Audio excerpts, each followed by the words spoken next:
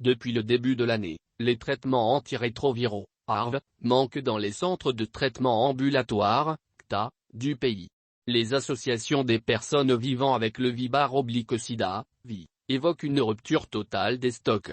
Ce mercredi 6 avril 2022, lors d'une rencontre avec les responsables d'associations des VI, le ministre de la Santé, Dr. Guy Patrick Obiandon, a insidieusement reconnu qu'il y a épuisement des stocks de médicaments, avant d'annoncer un approvisionnement dans les tout prochains jours. Au Gabon, la situation des personnes vivant avec le VIH/SIDA est préoccupante.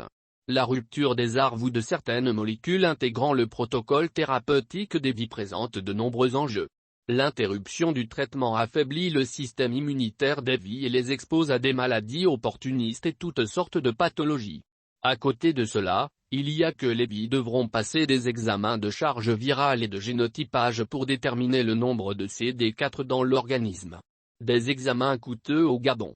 Privés de médicaments depuis le début de l'année, les VI se retrouvent dans l'impasse, comme cette femme qui a confié à l'Union qu'elle a très peur de ce qui pourrait lui arriver.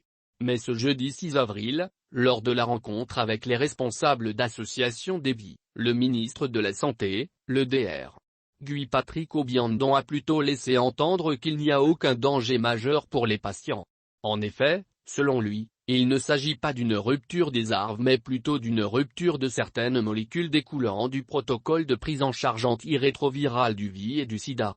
Une sortie pour le moins équivoque, quand on sait que les antirétroviraux représentent un package de différentes classes de médicaments, qui lorsqu'ils sont combinés agissent plus efficacement contre le VIH.